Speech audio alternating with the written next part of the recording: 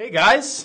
Well, as you can see, we actually are. My name is Joe, and this is David. Hey guys. And as you can see, there is some lower thirds under us. Oh, I need to turn this audio off.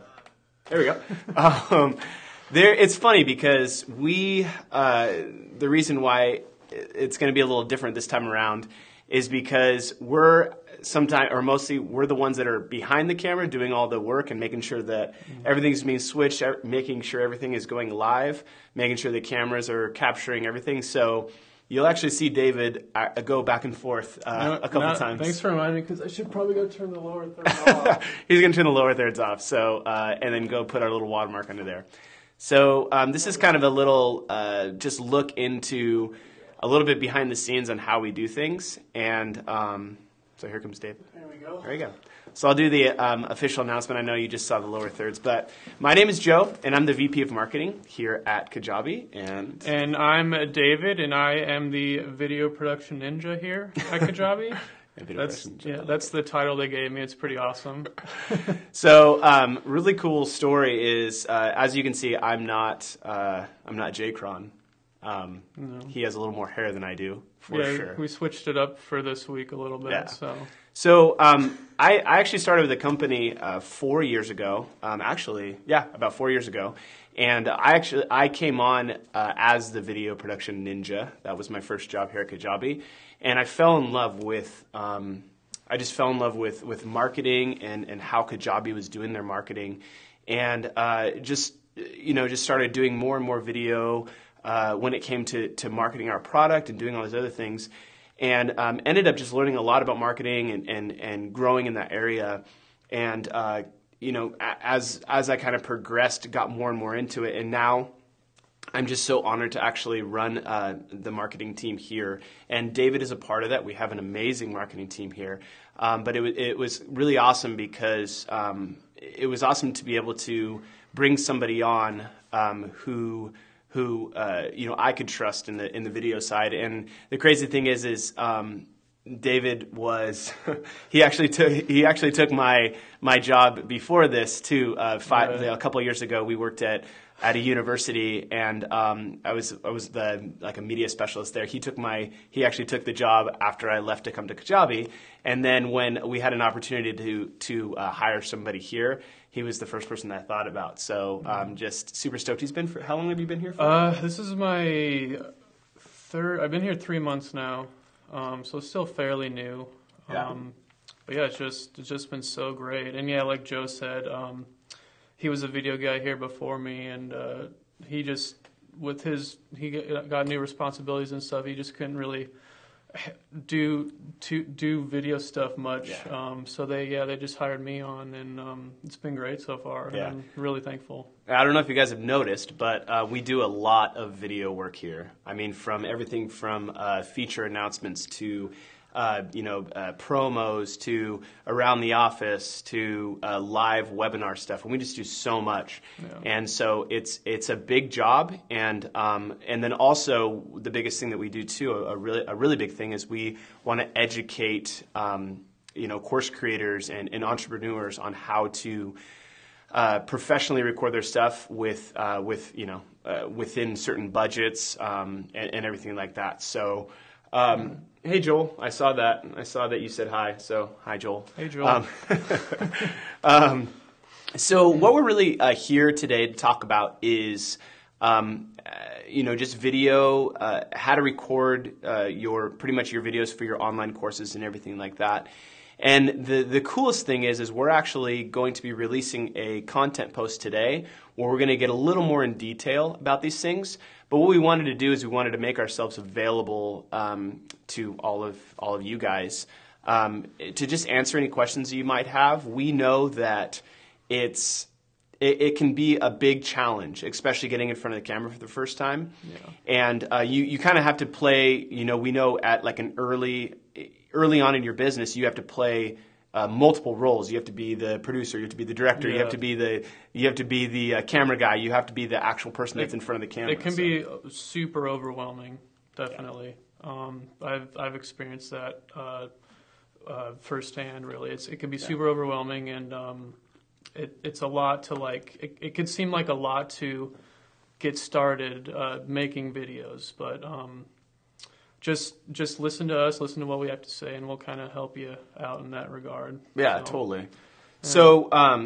So the biggest thing is we just wanted to. Live is a whole different animal, and we are truly live right now. So forgive us if we we stutter a little bit or do whatever when we're actually doing that. Yeah, I'm sorry to interrupt, but I'm super out of my comfort zone. I'm usually behind the camera. That's where I'm most comfortable. So I'm kind of out of my element here, but I got to switch it up a little bit. So. Yeah, so we're trying to teach him. He's kind of going through the same thing a lot of you guys are going through right now. Is just feeling comfortable in front of the camera. It's a whole different animal. I mean, you can be behind the camera editing, live, doing all that stuff, but being in front of the camera is definitely a different experience. And so when I first came onto Kajabi, we were a lot smaller than we are now, and I had to play both of those roles. So I had to learn very quickly what it was like to make sure that everything was in focus. Actually, what I remember doing, and we weren't in this office at the time, but I remember using guitars or just things on chairs and actually focusing in on those, and then making sure that when I went behind the or when I actually came to talk on camera, that I was in focus. And sometimes it didn't work out perfectly, so you'd end, you'd do this big long thing, and then you'd go and you'd see that it was a little out of focus, which is really frustrating. Yeah, heartbreaking. Yeah, but David is going to answer a little more of the technical stuff. I'm here to answer from a marketing standpoint, just some tips and tricks on how to how to deal with recording and just some different things when it comes from a marketing standpoint. Mm-hmm. And yeah, so we are here to answer any questions too. So as we go, feel free to ask questions. Yeah. And it looks like we have a lot of people on here, so we're just super stoked to be here. So a lot of the things we're going to cover in this live just right now are going to be some of the things we're going to cover in our content post today too. And as you'll be able to see, this is live, but our content post is something that we scripted out, that we recorded, that David edited, that he color corrected. He did all these other things. Right now, we're pretty much in a studio with of course a camera in front of us, a small lighting system, 2 microphones, and pretty much a laptop that we have plugged into our camera to be able to live stream. So I guess just to give you a little, let's talk about our setup that we do for our live stream here real quick. Yeah. So I can get into that. First is a camera. We just use a standard Canon DSLR. It's a 7D Mark II, and that's actually plugged in. There's a computer right next to it, and so the camera's plugged into the computer with an HDMI cable. And then we got through a converter. So yeah, in order to use a DSLR, which we're using for our live stuff, you actually need to get a converter. And we can put usually if we were in the chat, I could give you a link to the converter, but it's a Blackmagic converter, right? Blackmagic, HDMI. Yeah.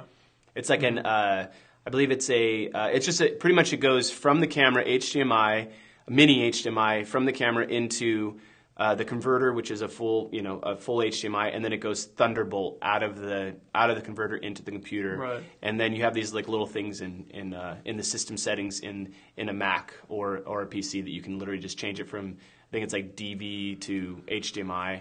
And then we're using what are we using for our stream?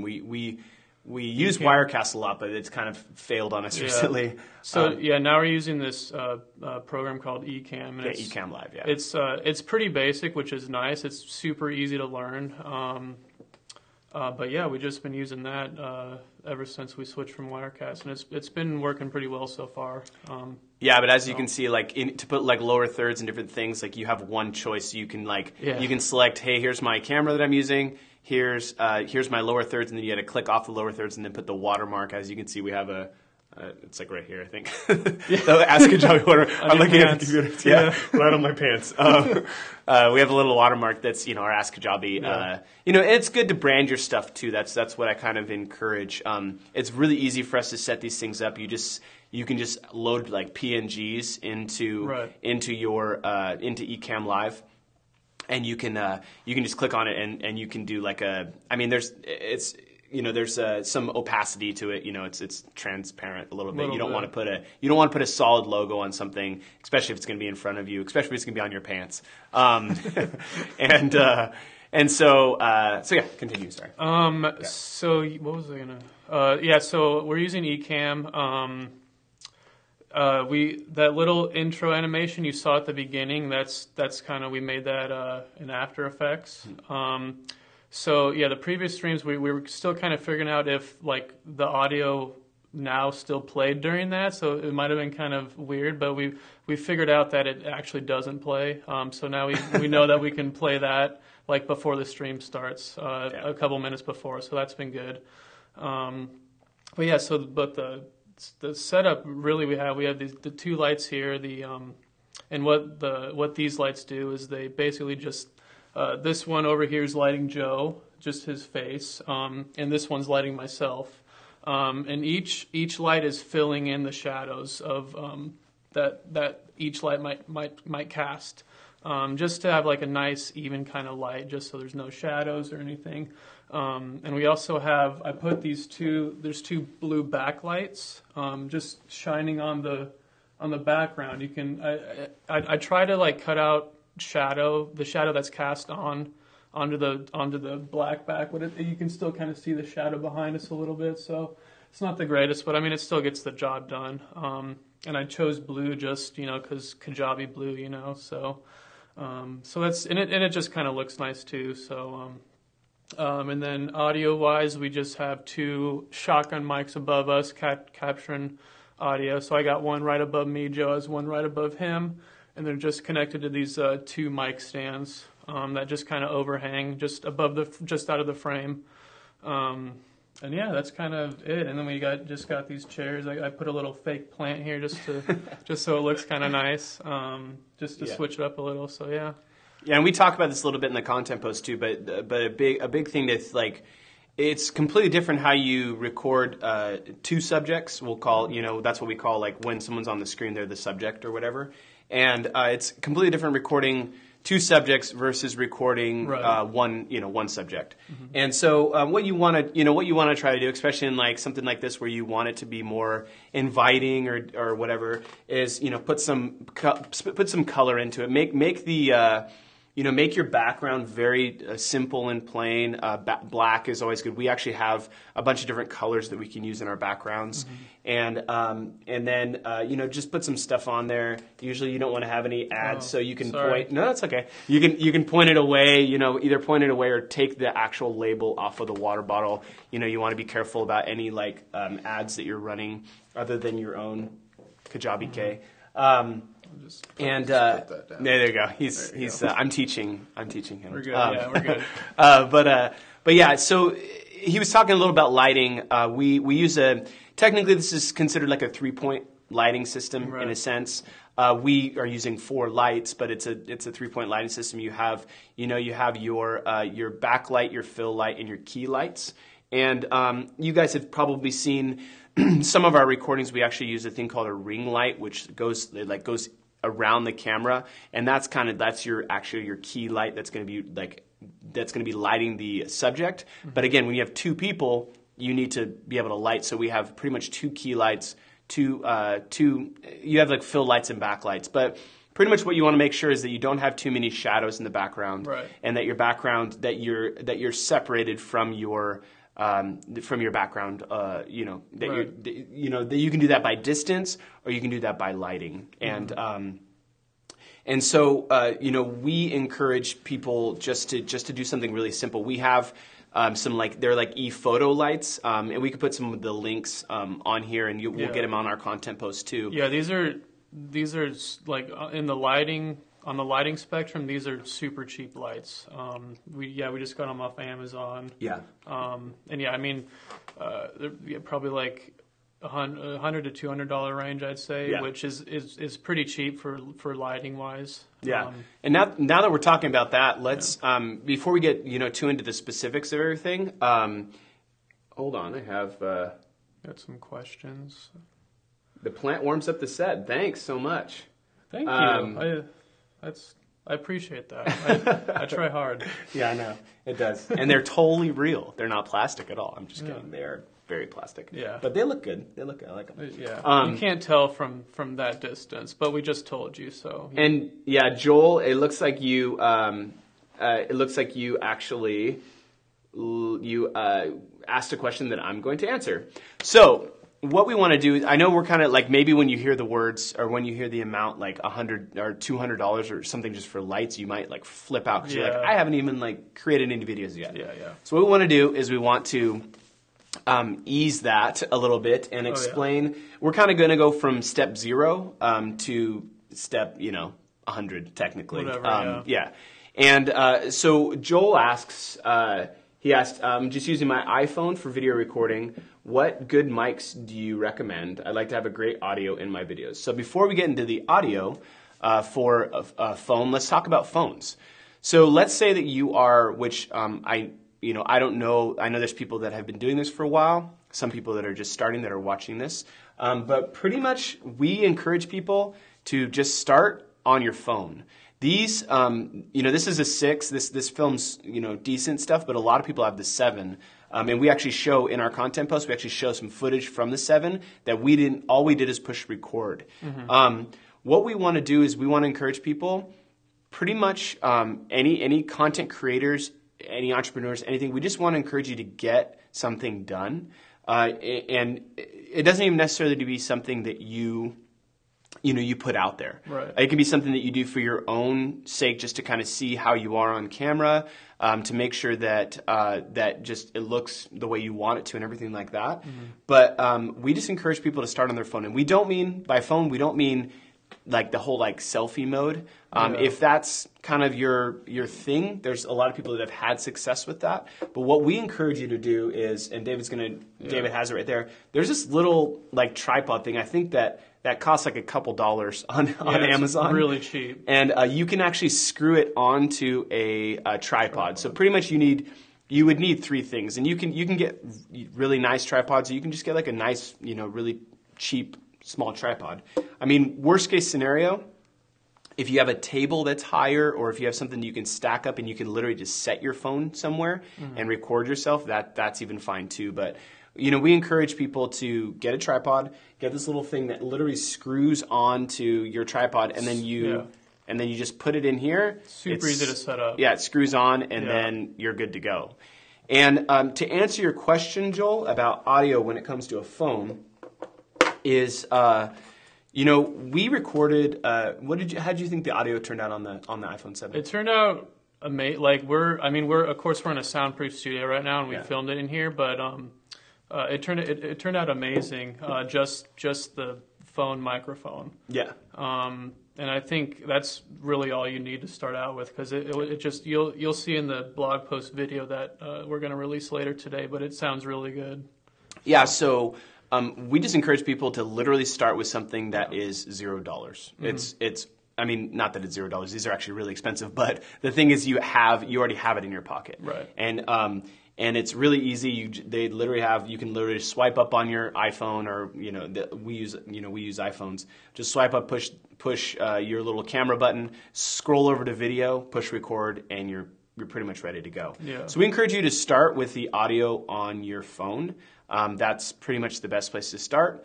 And then if you want to get a little bit better audio, to answer your question, Joel, there's multiple things that you can use. There's pretty much cameras that, on the new iPhones, it's a little more difficult, which is frustrating. But on the 6 and back, you actually have you have a port for your headphones. And what that is too is it's something you could use for audio also. So you can do anything from, if you want to actually use your camera, you can do like a lavalier mic, which is something similar to this, but they actually have ones that don't have this whole. Let me just see the microphone. There's actually little guys like this that you can pin on yourself that you can plug right into your phone.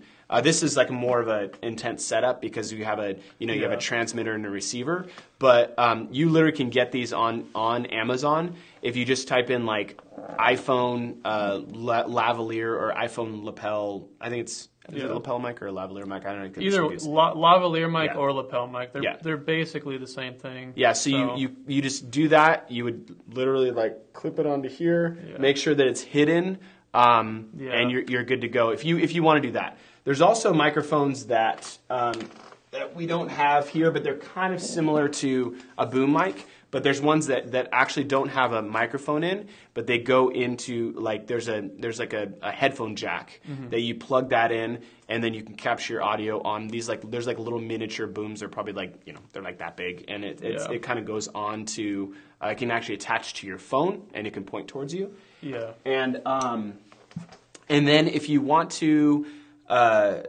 Again, so you have three options technically. You have your your on phone audio. You have your your lav or your lav mic that you can plug into the camera or into the phone, and then also you have your boom mic that you can plug into the phone also.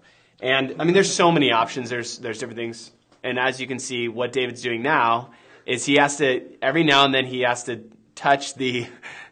activate the DSLR camera because these DSLRs only have a running time of about 20 to 25 minutes. So what we do is every 10 to 15 minutes, we just have to like touch the button to make sure it like reactivates because it'll just turn off. It's the price you pay for using DSLRs. Right. Yeah. Because it's because they're mainly like for photography. But it's great because they work amazing for video too. But yeah, you just have to go through those few steps in order to film, and unfortunately we have to.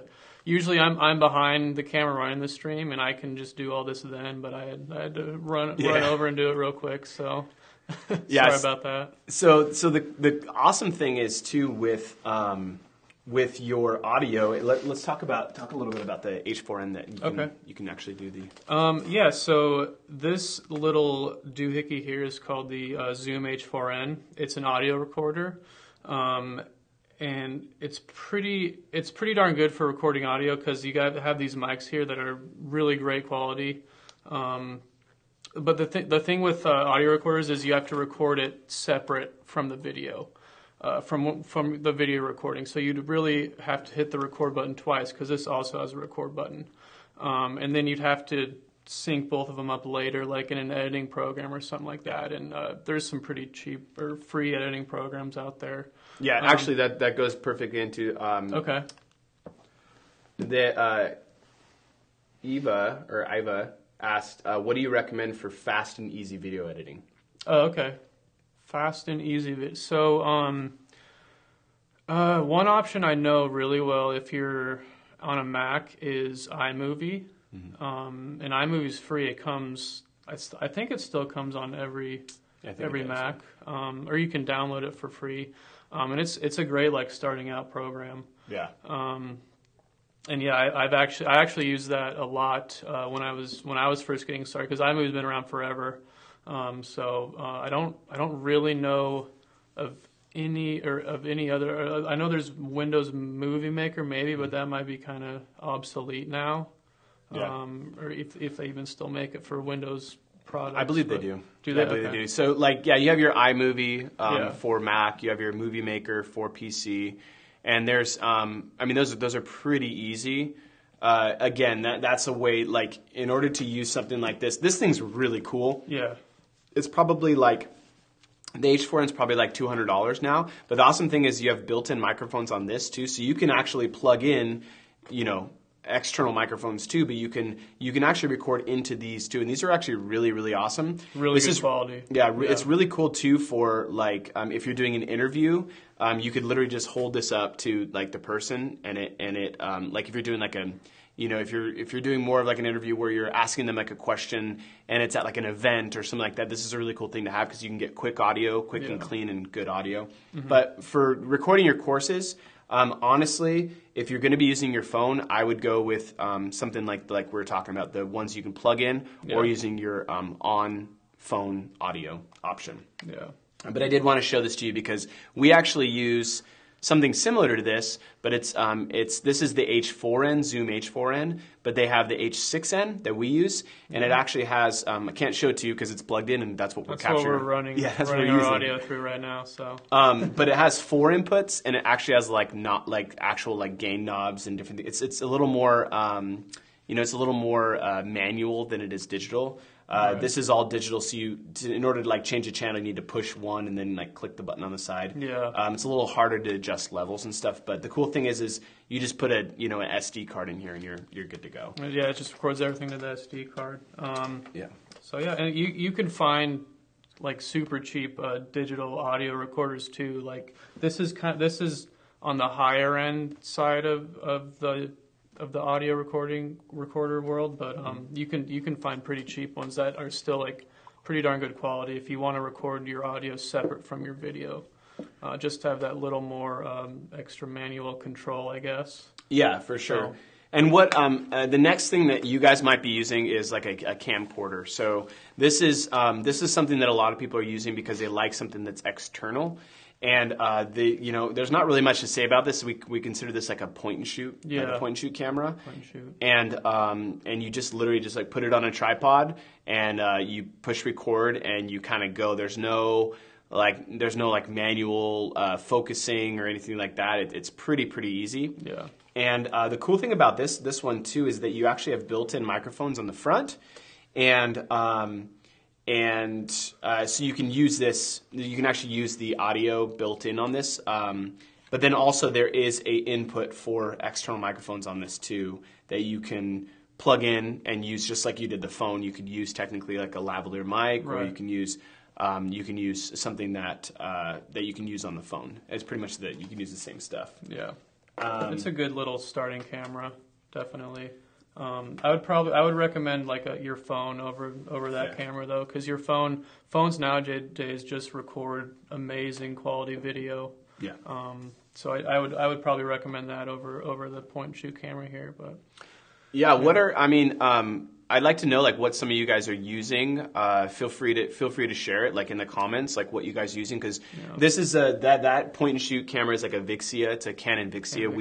We use that, and then we use a lot of Canon stuff here, just because it's pretty. It stays within a good budget, but they're good quality. Yeah. And yeah, so let us know kind of what you guys are using. So there's a bunch of options out there, that's for sure. Yeah. So many options. And the last one I wanted to talk about, and then I'll let David kind of talk about the DSLRs a little bit, but we know that a lot of people are doing webcam stuff. So this is actually the problem with a lot of webcams is that they don't record in what we'd call like 1080. A lot of webcams are recording in 720, which is it's kind of the way that I relate it to people that don't really know that much about quality is that it's pretty much like DVD quality.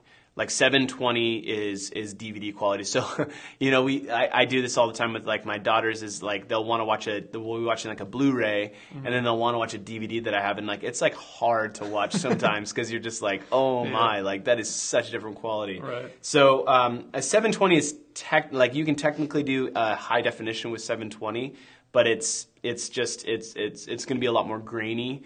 It's actually probably.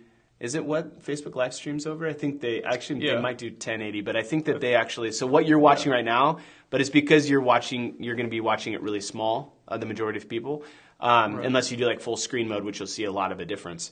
But the cool thing about webcams like this is that you can stream in 1080.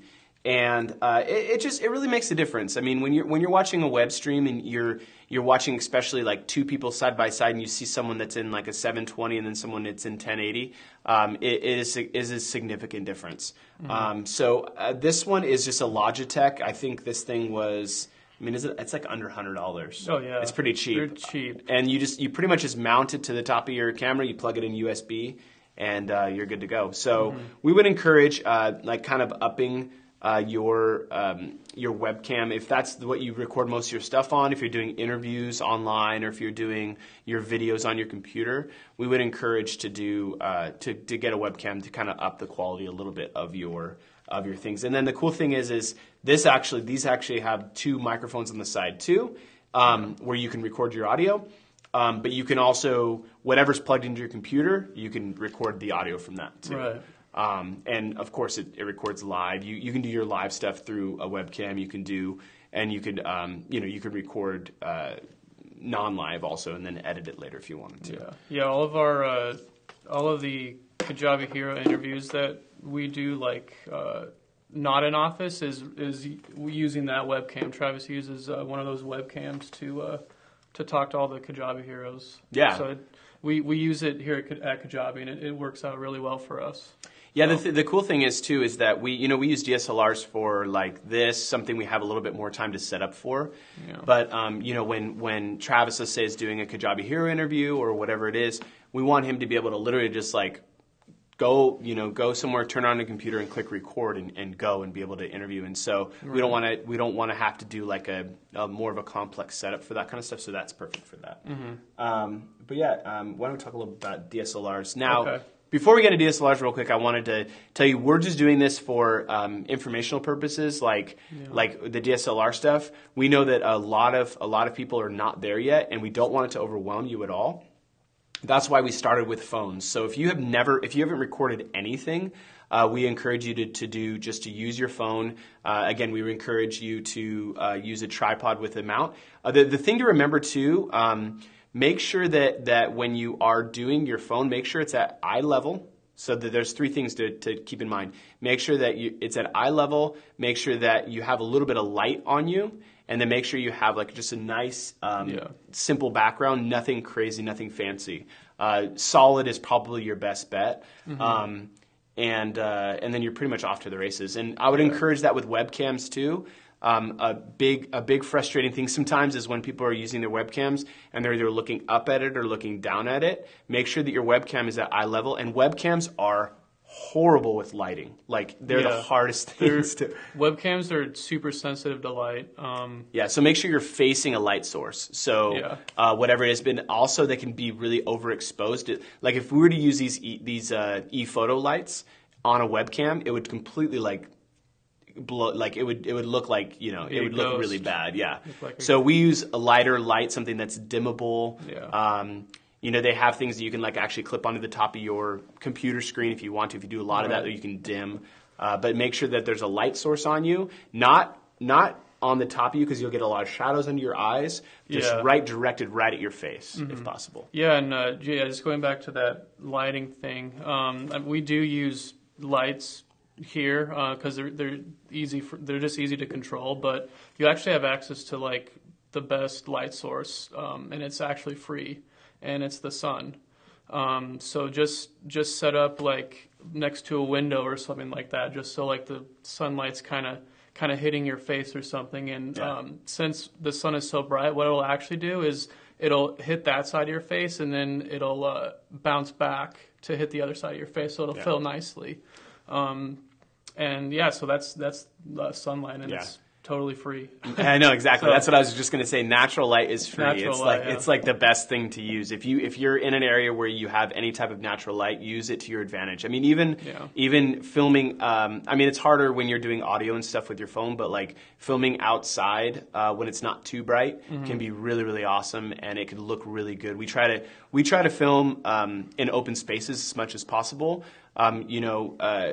There's a lot of people that are doing we call it the Wistia style recording, where it's just a plain background with a light, which can be really powerful and really awesome. Mm-hmm. But as you've kind of seen, probably even Wistia, as they've progressed, as they've gotten more and more videos out, you've seen them, recording in open spaces.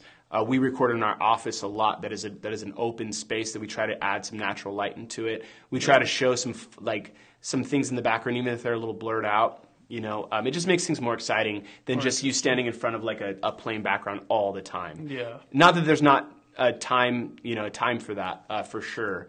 But we do encourage open spaces because it's more exciting to watch too. Yeah, it makes things more exciting. It switches it up a little, and what your audience, or if you're recording in front of the same background all the time, your audience is going to get bored. Yeah. So it's just good to switch it up. I use a second camera just to have cuts in there, just so it's just not just on one shot the whole time. So just switch it up. Just be interesting with your backgrounds and stuff like that. So for sure. Yeah. We can talk a little bit about DSLRs. Okay. So do you just want me to get into that? Let me answer some questions here. Okay. So David. Not you, David. Oh, that's a good name. David, you asked, do you recommend video compression software to meet the 2 gig max on the video side for uploading? We do get that question a lot. We do recommend compression. This is a longer answer from strictly even from a marketing standpoint. Right. But if you have something that's close, there's actually 2 programs that we use if we're dealing with any compression, which I'm sure you've heard of Handbrake. Handbrake is one which can be really powerful. So let's say like you have a longer video, it's a little bit over 2 gigs, and you want to get it down to that size. Go into Handbrake, check it out. But there's also a one that I really like personally because you can actually do percentages, which you can kind of do the math in your head. So let's just say something is like 4 gigs and you want it to be 50% of that. There's one called MPEG Stream Clip. Oh yeah. That I really like, and literally you just put your video in there and you say I want it to be 50% of the size, and it's going to be close. I mean, I wouldn't do, if it was 4 gigs, I'd probably do a little less than 50% because it's going to be really close. But MPEG Stream Clip is a really good thing to use because you can kind of more judge. With Handbrake, you're kind of guessing, and it tells you like estimated size, but it's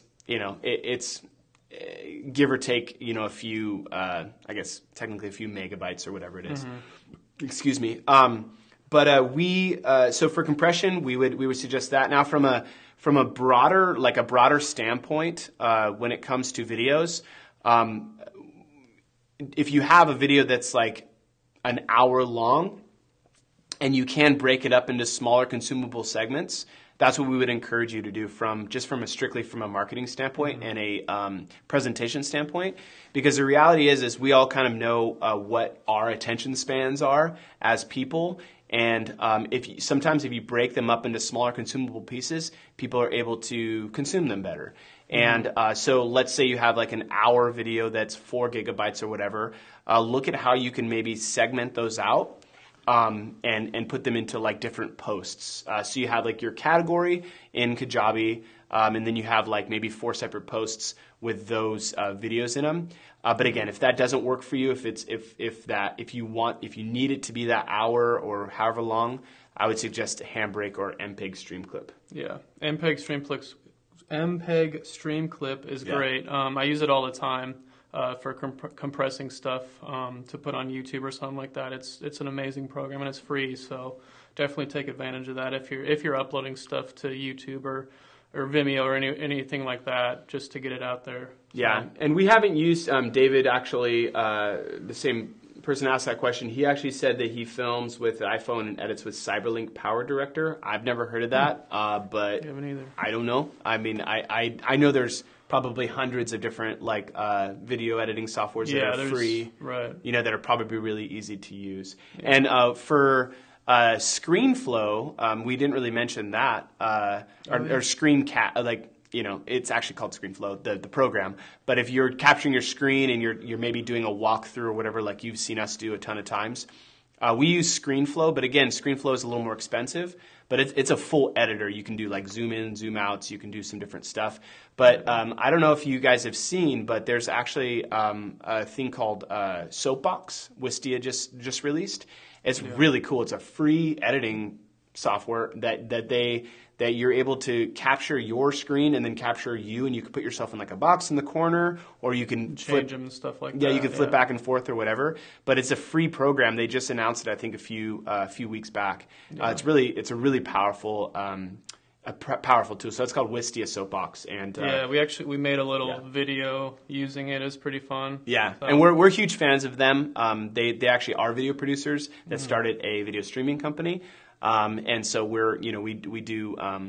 we do really like the stuff they do. So, and the awesome thing is we're trying to give you more and more resources. And again, we're going to do like a content post today, but they have a lot of resources when it comes to these things too. Right. They actually have a really cool video that I saw when I first started at Kajabi, and it talked about like all the things you can get at Home Depot, pretty much to like set your little like mini studio up. I think it was like you can do this whole thing under $100. So they have like a full like learning center in Wistia that you can kind of watch those videos. So I would encourage that. Yeah, Wistia is great.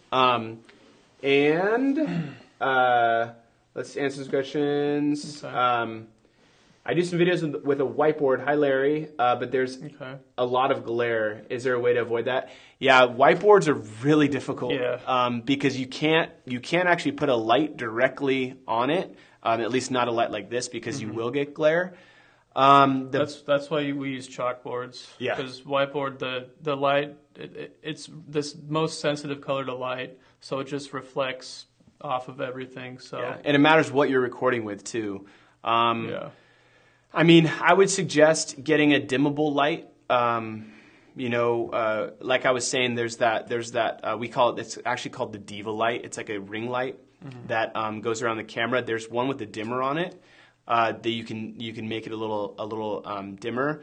I would just mess around. I mean, the biggest thing that we've done when we've done whiteboard videos or whatever is we've really messed around with the camera settings. Yeah. Because you can.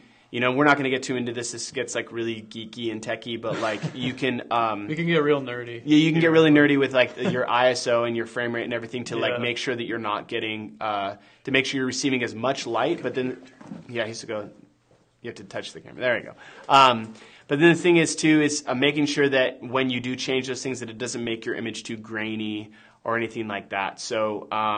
I actually think that there's a few things about recording whiteboard video online that you can look at, but our suggestion would be is something that's dimmable and also messing around with your camera settings to make sure that you're not getting too much glare. Yeah. And then also you can potentially distance the light in the camera and then zoom in to kind of like have like that light be, if you don't have a dimmable light, have it be a little further away, so it's kind of casting that light, but it's not like directly hitting it. And then zoom in on your camera, because when you zoom, unless it's a digital zoom, you're still getting that quality. But some of like this guy, you're actually, when you zoom, I believe you're losing quality because it's technically a digital zoom. But with like a DSLR or something like that, you actually are manually zooming, so you're not losing too much quality at least. In your actual image. Yeah, maybe try to if you can tilt the whiteboard, try to mess with tilting it. Maybe it might not catch that glary light as much. Try just slightly tilting it up or down maybe, or like to the side. You could mess with that a little bit. Just so it doesn't catch that glaring light. Yeah, I'm also I see some people asking about MPEG stream clip. I'm actually putting You're gonna put a link? Yeah, a link for it there. Oh, that's a good idea. On there. So Sharon, there's a link for you for a download on there. Yeah. So that should help you out. But let's talk about DSLRs a little bit, and then keep asking questions if you guys have them. We're getting close to the end of our live here, but we're just going to talk a little bit about DSLRs, and then a little bit about the audio that we use. But please, as David's talking about this, ask questions, and we'll get to them. So definitely, So I'll get right into it. DSLRs.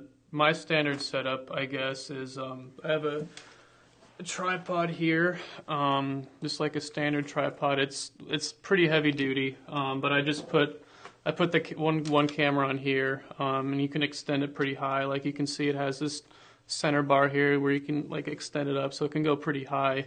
And the reason for that is because Kenny's pretty darn tall, so we kind of have to get up a little bit, get the camera up a little bit. And then for the second camera, so I do a 2-camera shoot for most stuff that involve Kenny and Travis. And then so for the second camera, I go handheld. And this is the shoulder rig I use. So the camera sits here, and you just kind of put it on your shoulder, hold it like that. And it just makes for like a more stable shot, I guess. And you can see what you're shooting, and it's just pretty nice. So that's basically like my whole setup. And then the cameras are, again, the one that's filming right now. And then we have a 5D here with a 24-105 zoom lens. And the reason DSLRs are kind of like getting into more like the more professional side of things is because the lenses. The lenses are what makes the camera super expensive. Basically, like the lens on here right now is like $1,000 lens. It's more than that, but yeah. Yeah, yeah. So yeah, more than that. But you can see you can take it off, put it on, stuff like that. So lenses are definitely way more expensive than the camera body is.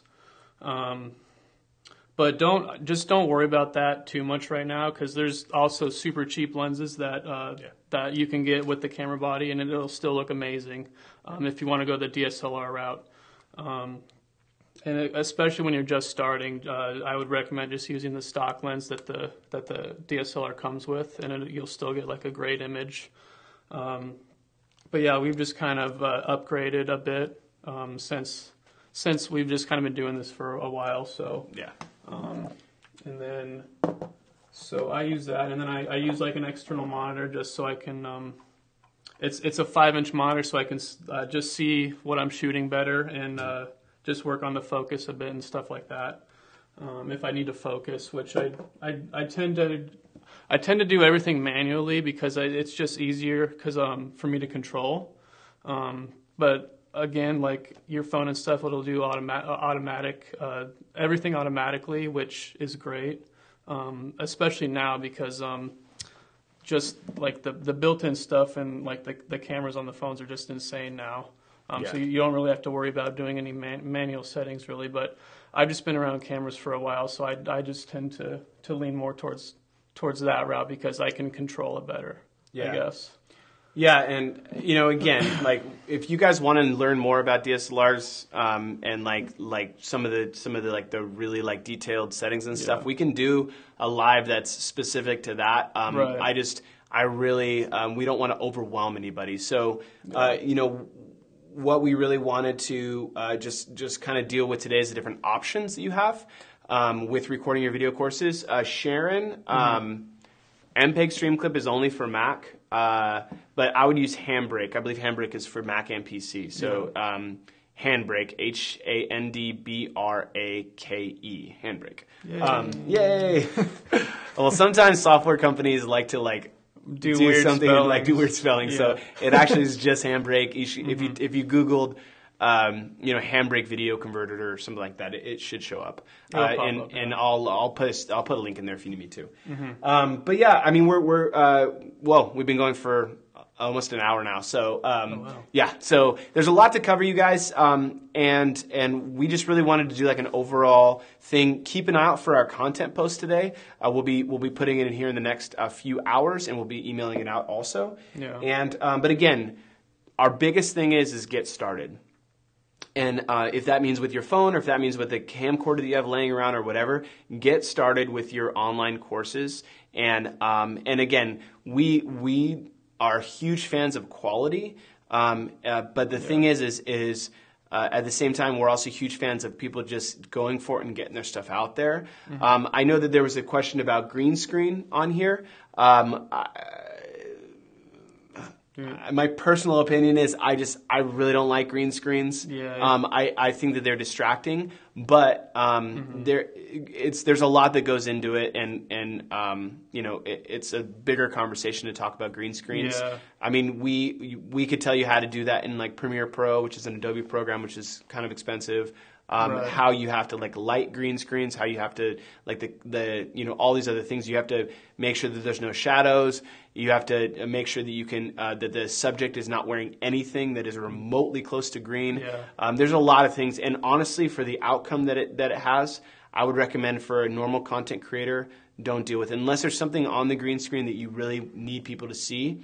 But at the same time, I would just use a TV or even do a screen flow of it and then flip over to that to show people that stuff. So there's a lot of other options when using green screen. I think that green screens should be used for weathercasters and different things like that. Yeah. But I personally get distracted when I see content users do it to like do like a specific background or something. I just always think it looks kind of fake. It just looks fake. Yeah. Yeah, and it's too hard to set up. It is. Yeah. There's a lot of work that goes into it. You can always tell that something's a green screen. Yeah. Like unless you're like Game of Thrones and you have like a bajillion dollars to do all the crazy stuff.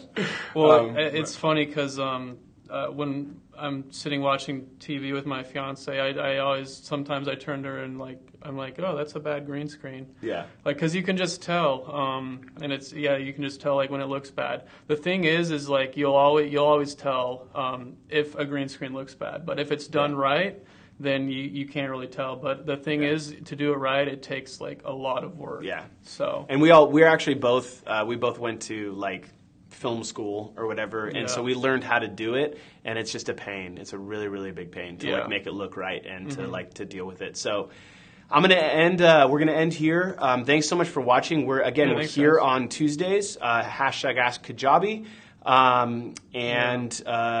We're just thanks so much for watching, and thanks for I don't coming think that by. there is I think that we got to all the questions, so thank you guys, and I'm gonna awkwardly say goodbye while David gets up and turns off the stream because he needs to go run and turn it off. So see you guys.